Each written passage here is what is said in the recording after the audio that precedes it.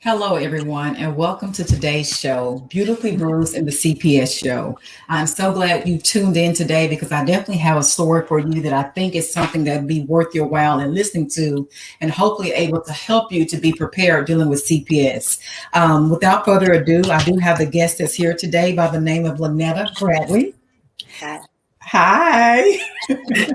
And I'm so glad she was able to be on the show. I have met her before and she is truly a sweetheart. And I just know, I love her energy and you could tell she's crazy about her kids. And like when I brought to her about the story dealing with CPS, unfortunately, she have had more than one encounter with CPS and she was so willing to come on the show to try to help others not become a victim to CPS and know what to look out for if they ever try to come into your life. So with that being said, Lynetta, go ahead and please tell us something about yourself.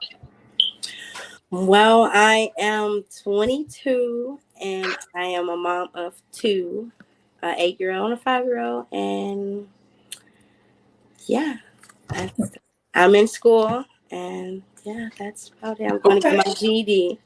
So You say you're going to school to get your GED. Oh, good. It's nothing like education, so you can't go wrong with that. So that's definitely a plus. Yes. Absolutely. So yes, okay. With that being said, we do have Lynetta, who is a mom of two children, and like I said, she has unfortunately, like myself, been a victim of CPS. And before I go any further into the show, you know me, I don't want to start this show out with giving thanks to my Lord and Savior Jesus Christ, because without Him, I'm absolutely nothing. So I have to definitely give credit where credit is due, and I'm very grateful for God being able to give me the strength to endure CPS, because all the hoops and oh my goodness, all the different things, the services, the classes, the drug tests, the random visits with your children in at your house, at your job. It's so much they take you through. So it really takes a lot out of a person to deal with someone like CPS. So I got to give credit where credit is due. So I definitely want to start off by saying that. But yes, let's get right into the show. Lynetta, since you have been affected by CPS, can you please share with us the experience that you went through with CPS? Well, it was quite a journey. It was crazy. Oh, yes. They took my children due to my daughter passing, and Sorry to hear that.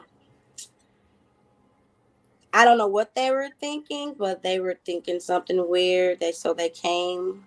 At first they said they were coming out to inspect the house, Mm-hmm. but they showed up with car seats and all these other things and took my son from me and also my mom's children. Okay, wait a minute. This is something, again, I definitely want the listening audience to know, including myself. I have never ever heard, and I've heard many stories dealing with CPS, but I've never seen them double team or tag team two different families at the same time and remove your children.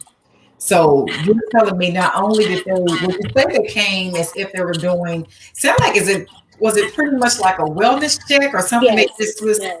A wellness check. They claim it was a wellness check, but hmm, it was like three of them showed up and they were just talking. We were in the living room and they said that they were just doing a wellness check, and they ended up taking my son and my mom's two children. So it was crazy from there.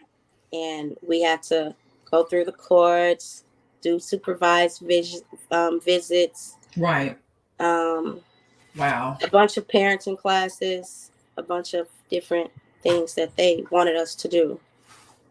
Oh, wow. So you're telling me, even though they came to me like they were coming to pretend to check on the house, just to be like a pretty much like a friendly visit, just to make sure everything is all right. Right.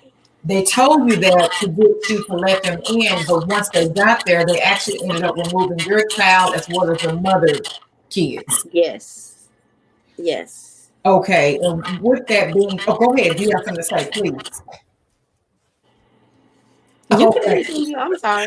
Okay, no, you're fine. I'm just listening and trying to process that it's enough one CPS caseworker is there trying to disrupt your household, divide you and your children. But you mean to tell me they came and disrupted your household and divided two families at one time?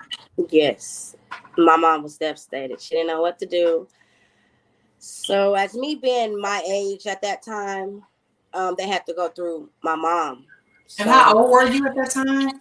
I just turned 15. Okay, okay. Um, I was still considered a minor to them. Of So, course, right. they had to go through my mom, and my mom had to go through all these different stages of cutting her hair off and everything. Go to drug classes, and my mom don't do drugs at all. So I'm it's, sorry. Maybe it's just me, but did you say she had to cut her hair off? yes, she had to cut her hair off due to them wanting do a follicle test, drug test, which Wow. goes back, I think, 7 years, I think. So yeah, What? that was, Wow. Oh my God. Okay. What was the reason for your mom? You say she never had done drugs.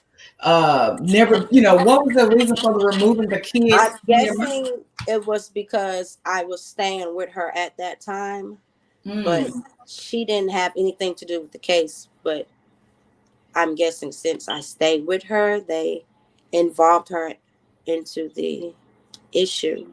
That's, wow.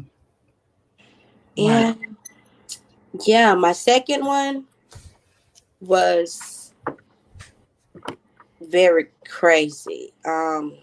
The I had, first one was crazy. I can only imagine what the second's gonna be like. I'm just saying. yeah, I had to go through all my parenting classes again. I had to have supervised visits with my son. They had kept him for like a year, almost 2 years. Oh So my God. it was a long process. I had to go to court a lot of different times. It was crazy. I don't know. It was really crazy. Wow. Okay, and with you saying that, did you have a court-appointed attorney? Did you have any attorney at all, or? I had appointed attorney. I'm sorry. Okay, okay. Was he effective? Do you think he helped you any, or? No, not really, because basically it's court appointed lawyers, so they basically working for the courts. There So you go.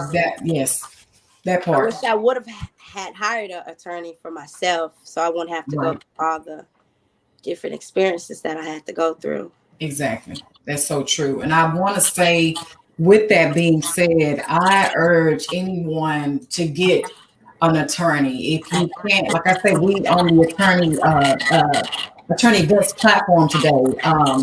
And he is an experienced attorney that knows CPS laws, as well as he seems to be very effective. And I say, if you could get attorney Vince to help you in these cases, I would strongly recommend you hire someone of that statute. I also had witnessed a court attorney, a court appointed attorney, and I'm telling you, it was almost like you said, it's almost like I felt like I didn't have any representation, Yes, and it was the worst experience ever. And it seemed like with me, since I didn't have credible experience, like a credible attorney, like Attorney Vince or someone on that level that knows CPS laws, I got even further down that tunnel, that black hole, I call it, with CPS. So yes, to me, they bank on you not having a credible attorney that knows CPS laws, that's aggressive, and that knows how to fight for you and your children. They really, to me, seem like they prey on people that are uneducated. They, maybe lack resources, single parents, or anything in those, categories that they really use. They really just really, from being in court and watching those different cases, those are the majority of the people that I was seeing in those courtrooms. yes, So they will definitely use that to their advantage from what I experienced. So with that being said, okay, so that's a great point that you made. You wish you would have had an experienced attorney, because it seems like when you do have an experienced attorney, sometimes your case can end within days. yes, The first hearing, sometimes, you don't have to go through those constant hearings that you have every few months. And like you said, did you say your case literally went to 3 years, 2 or 3 years it yes. lasted? It was a while. My Wow. first case was 2 years. My second one was almost 3 years. I Oh didn't get my my son God. back till he was about like 4 or 5. So And how old was he when the case originally started? he was a baby. Oh my God. So when they closed it, he was with my auntie. And then when I got him back, they opened up another case. For And what? If you don't mind me asking. I'm not sure. Someone called on me saying it was neglect or something like that. But when they came in and all this extra stuff, luckily they didn't do what they did last time and take him and all this extra thing. Right, right, They actually did what they were supposed to do, the wellness checkup, and right. everything was great at the home. So that case didn't go as bad as my other two cases. So You know what, Lynetta, you're bringing up some great points because that was something that I experienced as well. It just really depends on who you have as a caseworker. yes, yes, most definitely. I Some caseworkers are out for your children for sure. Right. Some of them they are willing to help you, willing to help you get your children back. You have to learn who to trust and who not to trust. Most There you definitely. go. That's it right there. And I think it's almost best to not even, I won't even say over talk, but I would say as little as possible. Really, I would say nothing. From Right. my experience, like I said, I'm no legal counsel, I'm no attorney. That's Attorney Vince. He is a legal attorney as far as dealing with CPS and know how to win these cases for you and your children. But I would say, just from my own personal experience by being a mother, that it seems like whatever information you use, they'll use it to turn it back against you. Yeah, they sure will.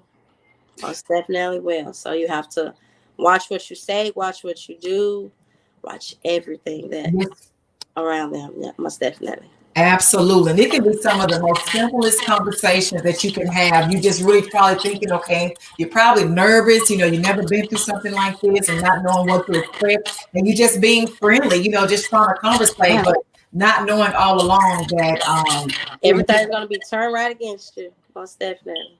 that's exactly correct. So I wouldn't even talk to them. I would just honestly seek legal counsel and let your attorney tell you what you need to do. It is important to get you an attorney for sure. Absolutely. That is, I would say it's mandatory. Yeah. I would definitely say that. So that is definitely some great information you shared. So you said, okay, you had two different cases. The first caseworker, it seemed like she handled things completely different. Maybe not in the way she should have as a caseworker. And I know what that's like because I've experienced that as well. I was told that a lot of caseworkers, or well, I guess it just depends on the state that you're in, and we are located in Texas. But some locations they do provide services. I heard they can assist, and I don't know if this is still current or not because I haven't had a case in years, thank God, and I'm not having any more. And that's the reason why I'm trying to bring people on so they don't have to never experience this as well. They can learn from my or our mistakes. Yes.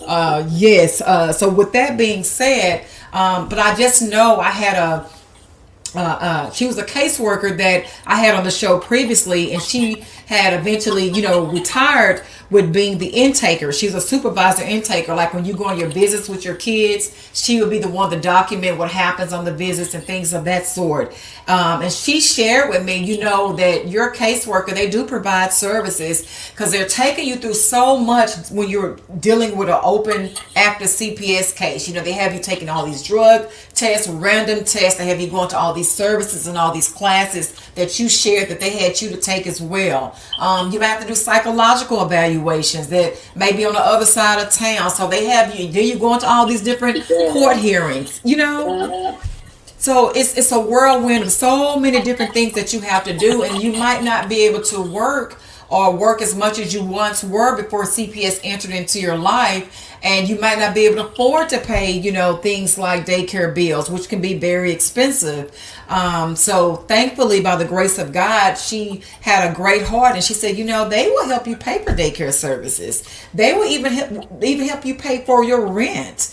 Pay bills of that such. So were you aware, or was your caseworker, did she ever bring that to your attention that they can help you with some of those services? So actually, on my second case, the lady helped me with my son. She was such a good person. Good. Good. She did everything in her power. Even after my case closed, she was still coming up to see me. Wow. bringing stuff. She was super nice. That was a good experience for me, and she did give me a lot of, I don't know how Like to she say was it. supportive. Yeah, a lot of support. Yeah. Yes, yes, Yeah. and that's good. When you have a caseworker that's acting like that, I mean, to me, that's the way it's supposed to be. Yes. If they come into your life, letting you know that you're not doing something correctly, lead by example, provide resources to help you do it correctly, if that's what the case may be, if that's true. So, but yes, that's a great example. You can have good caseworkers, and there are bad caseworkers. So, just to be on the safe side, like you said, don't talk too much, limit your conversation, and first and foremost, seek an attorney that will lead you and direct you on how Yes. you need to correspond with the For sure. caseworker. If you don't have an attorney, you will be going through that for a while. Yes, Years. So, absolutely. It's like you just mentioned, it'll be drawn out to me as further as they possibly can take it, yes. sadly. So, yes. Now, with that being said, so you did say that your kids with both cases, and I also would like to mention as well that don't think just because you had one case that you won't be able to have another one. Right. And Lynetta, you are a great example of that because, like you say, the first case, they took you through so many different challenges and obstacles. And the second time, I mean, I'm sure once that case was closed out, it was under your assumption that it was over. But to be told, you said they had came back and reopened the second case. Yes. Most definitely. So you have to just watch what you're doing and watch everything around you. You may never know who's around you. You may never know what they're doing. Right. So you have to really be careful because people are really out here to put you down. That's sad. That's true. You have to maintain yourself, keep yourself going, though, for sure. Absolutely. That is so true because, like we've also shared before, you might not be doing anything wrong. You might just have somebody at the time that has something against you, that has malice or spite or anger at you, and they'll create a CPS case, just Yeah, to out of do it anger. out of anger. Exactly. So you most definitely have to be careful. But I Yes. will say, after my first case, I did experience a lot in dealing with CPS. So You say you did? yeah, I experienced a lot. Like a lot of things that I know that I shouldn't do, or things that Right. I did that I shouldn't have did, or things like that. Right. So it just teach you on how to really on how they work, basically. Yes. Yes. I was telling somebody the other day, once you have come into the presence of CPS, it's almost like they give you a whole new set of eyes. Yes, definitely do. So yeah, you just have to love your children and protect your children from Oh my God, so true. anyone that's out to get them or you. So yeah. That is so true because since you said that, I remember specifically when my attorney shared with me, she said, what, this is not about you or your kids. This is not. And at the time, I'm like, what does she mean? Like, what else could it be about? We're the ones that's going through all this stuff. Right. Right. You just thinking it is about you, but you'll be surprised that politics is involved. Power is involved. Money is involved, sadly. I had someone recently that shared with me that she was actually thinking about becoming a foster mom. And she said before the person that came in to interview her and to look at her home, before she can even settle down good to start, the paperwork of looking into becoming a foster parent, she asked her if she wanted to adopt a child.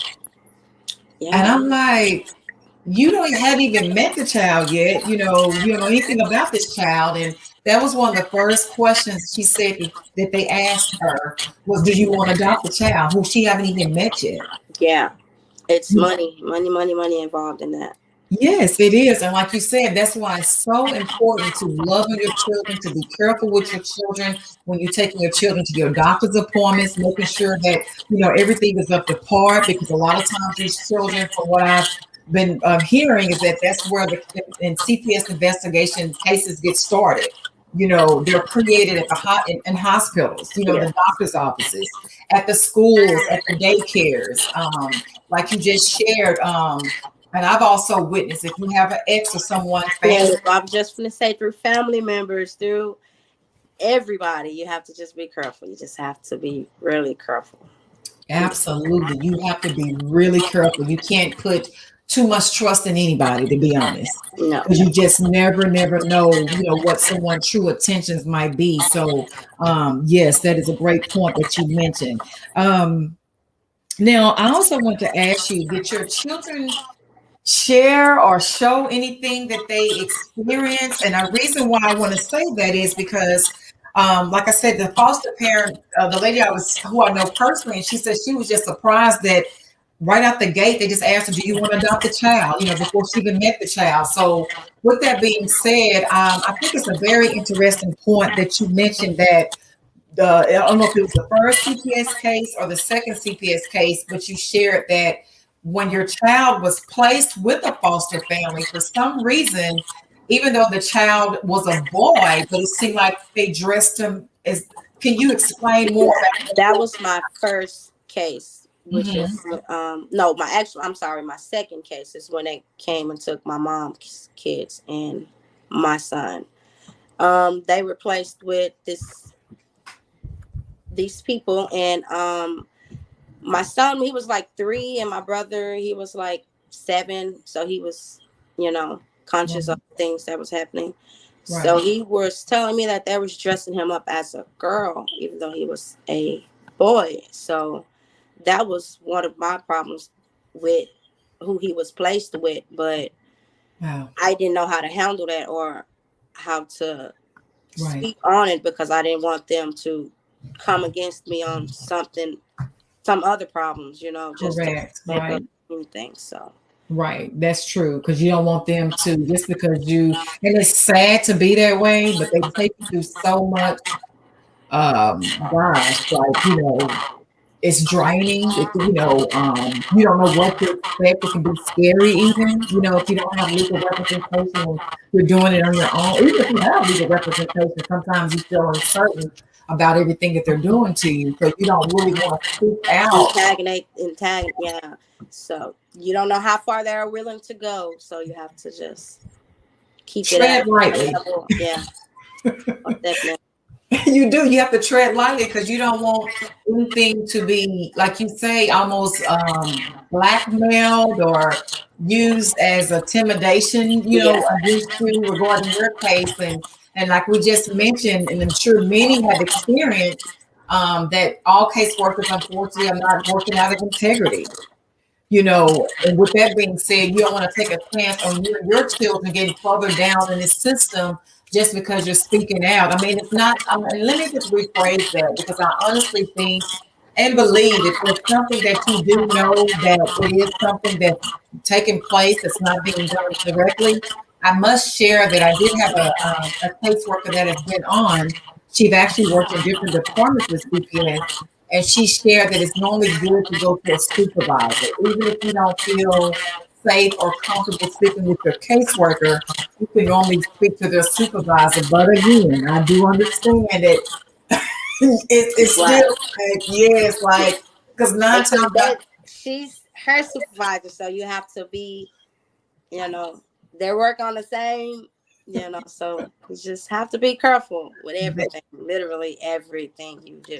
Lanetta, that's so true, because I do. It's what you just said. She even shared that, yes, take it to the supervisor, but at the end of the day, she also mentioned that a lot of times, as a caseworker, she might not even agree with the decision that's being said or made on the case. But guess what? She had to follow the authority of the supervisor. Yeah, most definitely. So that tells you, if they won't even listen to what you say, and you're the caseworker that's working the case, then what makes you think that if something is said that's not in that doesn't please that person authority, that they won't try to retaliate Right. against you? Because I've heard stories like that as well. So I understand, how that can be as well. So, wow. So yeah, Okay. if you ever really go through CPS and after you get your kids back, you have to really um, comfort your kids on and mold them, and to have them trust you and tell them if anything ever did happen, or if they didn't feel comfortable around that person or anything like that. So you have to really try to get it out of them, even if they don't want to tell you. You have to try to, because my ex, his daughter was in CPS in New York. She was in an encounter with one of the guys that had her, and now she has mental problems. She's Oh my in God. Yeah, she takes medicine and stuff for that now, due to being traumatized from that incident. Wow. So you, just to make sure I'm understanding what you're saying, that um, you say you know someone whose children was in the CPS foster care system, and the parents that was raising the children, would you say were they being molested or? Yes, yes, she was being molested. Her little sister. They separated them after they tried to tell on them, so they put them both in separate homes, Mm, and it was a lot. And that's in New York, so you have to. wow. Yeah, that was a lot to deal with. Now she's 17 now. She's still dealing with that issue. So And that's another thing that's so sad to me, is that you hear stories, to me often too common, where personally, children that has been in the foster care system. I know someone personally as well, and they are a full grown man, nearly in their 50s. And when I tell you, they are still, from what has happened to them since they was in the foster system, the majority of their entire childhood. Um, right, to this day, at nearly 50, that they're still traumatized and living out, sadly, how they was treated and molested in the system. And it seemed like they are doing the same thing now. yes, and it's So, something that we can't do. Is I guess it's really like nothing that we can do about it, because it's in they're in their custody, so we wouldn't know how to. I mean, they know things are going on in right. this type of.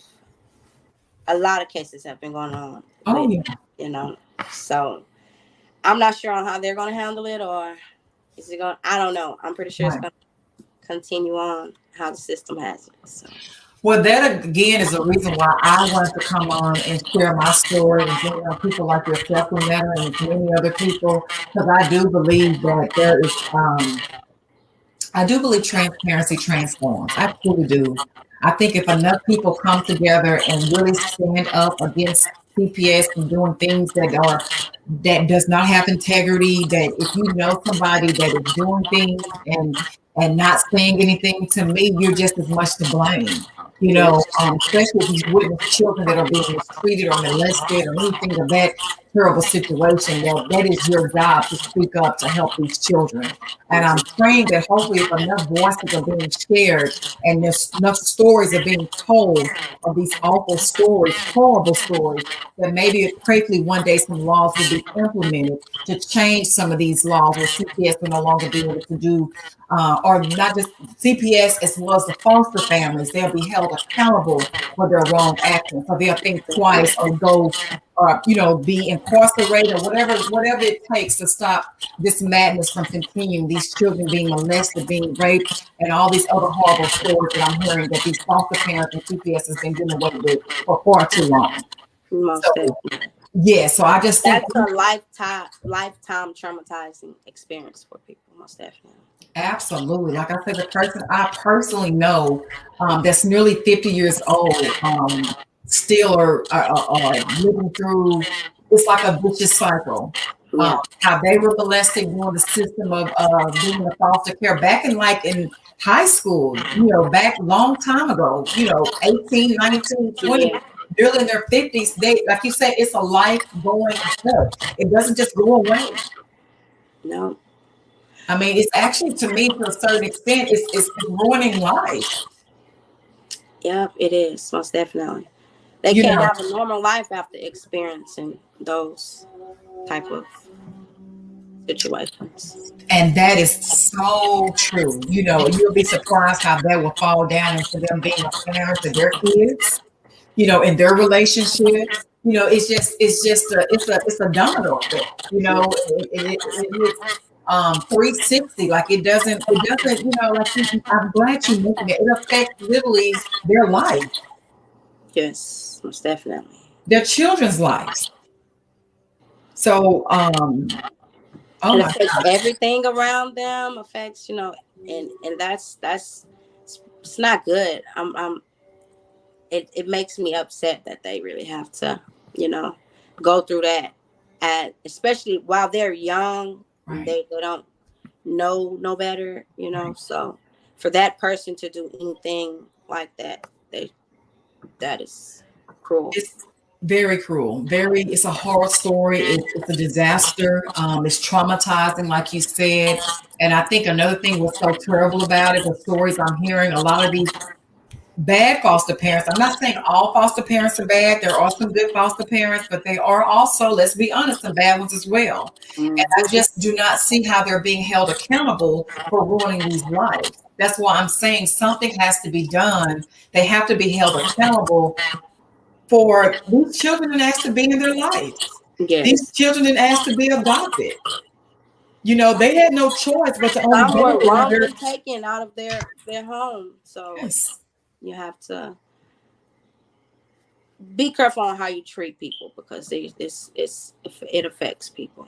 Most Be definitely. careful on how you treat people. On my last segment, Mother's Day weekend, this past Friday, that's something my 105-year-old grandmother, who say, like you just mentioned, Lynetta, be careful how you treat people. Because it's not gonna only like it's another saying I like to share too. A person might forget what you say, but they'll never forget how you made them feel. Most definitely. Yeah. And that is so I have found that to be true.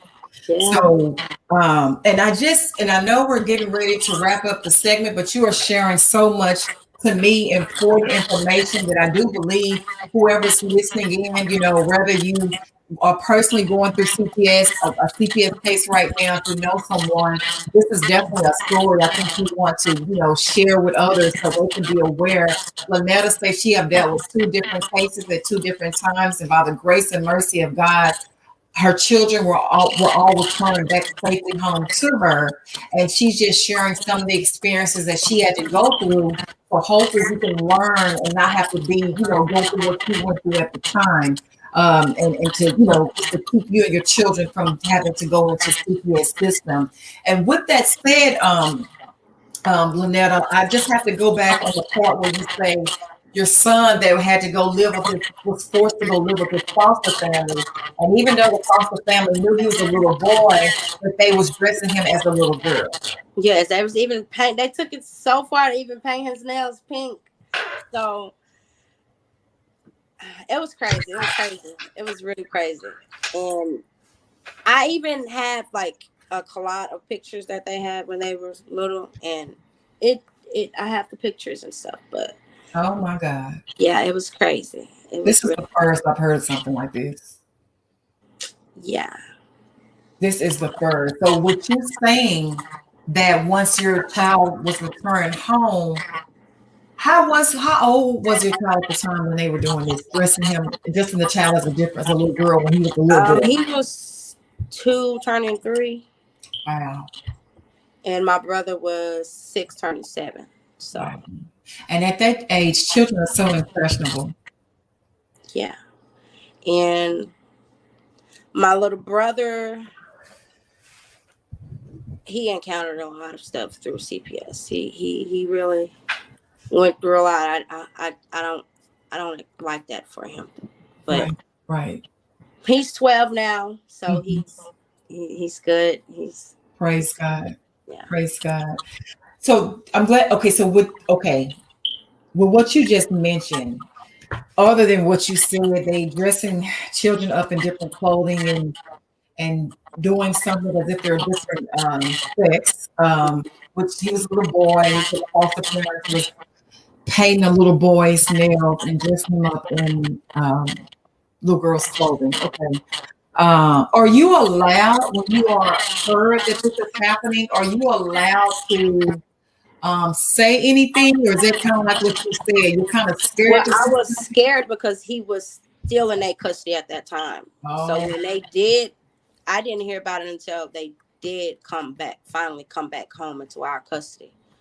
wow. So they, like we said, we have to have supervised visits and stuff. So we really couldn't talk like how we wanted to talk, do things Wow. how we wanted to do things. So he couldn't tell us until we got home, and they gave us all these different pictures and stuff, and I see some pictures, and it's crazy. It's really That crazy. is that is bananas. That is beyond crazy. And And even if I was to go back and say something, I don't think there is something that they can do, because right. they could just say, "Oh, he wanted to put it on. He Say wanted anything, right." So right, to go along with the narrative. right. So Since you said that, and knowing some other things that has transpired that they seem like have done wrongfully, even with you and your mom, like you say, your mom had never done drugs in her entire life. They pretended as if they was coming to get a well care checkup on you, but ended up taking not only your kids, they removed your mom kids. Two different families at the same time. They had to take all the children, and yeah. obviously it had to be planned out because did you say they already had car seat in their vehicles? Yes, they pulled up with car seats in a car and everything. At when I went outside to meet them, I saw the car seats and stuff. But I was like, "Are y'all sure y'all not about to take my kids?" You know what I'm saying? So I'm trying to make sure, and they're just Exactly. saying, "Yeah, yeah, yeah." So we get in the house, and two other people come behind her, and they're like, "Well, we Who got were the the other people? Was I it guess more? the other people that comes to expect also, I guess." But it was So, crazy. oh my God, that is definitely traumatizing. You know, Yes. you're thinking, And that caseworker now, which she do not work for them anymore due to her being how she was in the system, thank God, falsely accusing things and all this other stuff. So thank that's God. that's pretty good. Yeah. That is very good. So no other family have to experience the wrong that she did to you and your children, because that was obviously intentional. Yes, most definitely. Right. That, I mean, how else could it be? If you already coming with the car seat, that means you're planning to take the kids to give them a Right. ride. And so that speaks for itself. Oh my God. That shows you how crooked and conniving and evil that they can be. So you have to watch. Even if they tell you something, Don't believe it. no. Don't believe it. I honestly, I'm not telling nothing that I wouldn't do for myself. Again, I would make no communication whatsoever. Only communication I will be making first and foremost is a legal attorney like Yeah. Attorney Vince, or somewhere, where you can get you someone, and not just any attorney, but an attorney that knows CPS laws, that is aggressive, and that's going to fight for you and your children. Yes. And That they're is going highly recommended, most definitely. correct. Let them lead you on what to do, because you, like you said, you honestly just saying, "Hey, you're telling me one thing. You're coming out here. You're coming out to my house to do a well care checkup," and you say she said that's all she was doing, right? Yes. Okay. She ended up taking the kids. I mean, it was a hassle. I was like, y'all told me I wasn't gonna take them out of it was so crazy that day. But I had to watch my babies go in the car, which Wow. was super sad. Wow. And little bitty babies too, because you said the time. How Yeah. how old were they? My son, he was just 5, 6 months. Oh my God. Yeah, he was a baby. He was a real small baby. And I didn't get him back. Like I said, they would linger the case on for a while. So that's why it's important to have that attorney. They will linger it on for 2, 3 years. You They don't know how will. long it takes. They will. You gotta keep fighting. You gotta keep going. Even if you miss one little court date, you better go to that court date. You can't miss anything. Lynetta, I'm glad you shared that, because I think that's another thing too, that so many parents and caregivers and grandparents, it's so easy to become discouraged and traumatized from all the evilness, the wrongfulness that they're doing, that sometimes a lot of people just unfortunately give up. Yeah. They just feel like they can't take it anymore with all the things that CPS is taking them through. I've even read stories which also broke my heart where some parents have actually committed suicide. Mm. Yeah. And it was due to CPS because they just no longer could take on the agony, the Yeah. misery, the torture, even to me. What more you have to offer than your children who you cared for, given birth for. This is your Right. legacy. So it's the heart and soul that's connected to you. So sadly, when I read some of these stories, it just continues to break my heart to hear about it. So I'm so glad that and I will say for myself, for those parents that just couldn't take it anymore, because everybody's capacity is different. I know that's one of the things that the CPS affiliates told me at one of my hearings, that you overcame. And I have enough intellect to realize if someone tell me you overcame, that's something they was trying to do to keep me from overcoming. Right. But I was just like you. I refused to give up. I refused to give in. I went to every hearing. I went to every case. I went to everything that they told me to do it and then some. Because to me, they also use it as a way to try to break you down to wear you out. Because it's an old saying that the devil can't take you out, but he'll try to wear you out. Mm-hmm. Most You definitely. know, it's Yeah. sad. It's I, sad, but it's true. So much stress, so much pressure, any kind of heaviness, eventually after so much time, it'll begin to take a toll on you. And a lot of times people become discouraged because they might can't afford, a credible attorney, and a lot of them pro bono or court ordered attorneys, sadly, are sometimes in cahoots with some of these CPS caseworkers. So it's actually seems like it can do more harm than good. So I would just say, fight for your child no matter what it takes. just I keep know. going. Keep praying. Keep going. Keep your faith. Everything's gonna be most definitely all right. You're gonna get it. Absolutely. Keep going, like Anetta just mentioned. Keep going, keep the faith and everything. And I do believe that sometimes God takes us through tests. Like you even shared at the beginning of the show, you said that even with the CPS ordeal in its own kind of crazy way, you do have a new set of eyes. I know I do. It makes you be more, I would say, self-aware, Mm-hmm. of what this system really means. Because a lot of people hear CPS and the government, oh, well, they're here to help and provide resources for me and my family. No. We are living testimonies on this show today that is not always the case. That is not always true, sadly, but it's not. So it makes you be more self-aware of what you're dealing with, even being a better parent to your children. Making sure.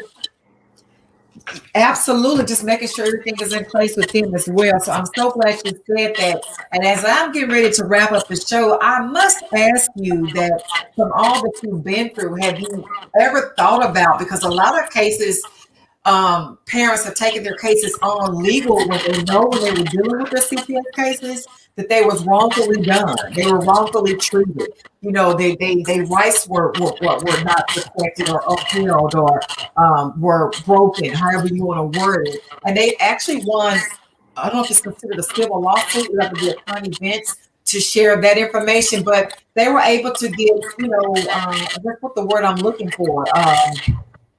They were able to be, I would just say it like this, from all the hell that they went through, say it again. They're able to be recognized. They're able to be recognized, and with the right people taking the CPS to court, they won their lawsuits against CPS for wrongfully, they broke laws that they shouldn't have broken with, doing things to their children they should have not been doing things to the parents. So have you ever thought about pursuing CPS as far as suing them for the wrong that they've done to you and your children?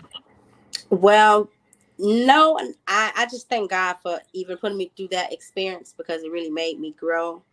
And my children is good. My brother is good. They don't have no effect.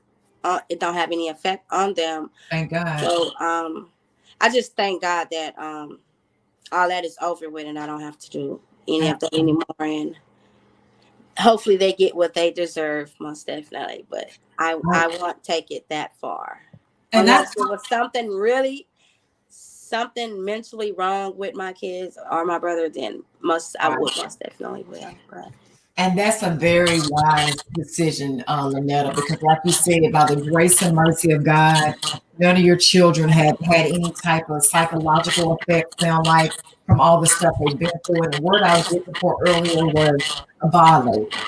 None of your rights were violated. That's yeah, normally when people pursue CPS after the fact. And I've heard a lot of cases are won because of it. So, but thank God, like you said, since it didn't go that far, your kids were able to be returned back to you, thank God, and nothing was done to them. You were able to just move on with your life. Which you're saying that, and that's even a blessing because everybody don't have that story. most definitely is a It blessing. really is a true blessing. And is that also why you said that that's why once your children had returned back home, did you say you had to sit down with them and process some information or talk to them a little bit or Yeah, because kids they they're scared to say certain things because right they might feel like they're going to get in in trouble. trouble? Exactly. So you have to gain your trust with them and really show them love and affection to That's get things out of them. So to almost build them back up again. right, most definitely, yeah, Yeah, that is a great way to word that. Yes, because they've been through it as well. Obviously, they're the ones that's been misplaced in these different homes. exactly. A lot of times they don't just go to one home. If you don't have any family or someone that can take them in, they will pass around to multiple to and fro to different families. So they have definitely been through it. So I think that's a strong, wise suggestion. Like you say, once your children prayerfully is returned back home, just give them time to process. Let them know that they're safe. Yes, They're back home. They're safe. They don't have to worry about no one, coming to take them away. You're there for them to support them, to love on them, because like you say, kids, they're children. right, They don't know how to process all this. My God, we're grown out to process it. right. So So yeah, you with have that being said, yeah. yeah. So that is awesome. I thank God that your children was returned back home. I thank God that you had outlived everything that could have went wrong. But I do know what the devil means for evil. God is so faithful.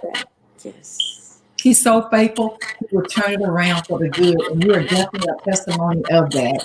And with that being said, that's going to come to the end of our show. And we've given out so many gems and nuggets to our families and our listeners.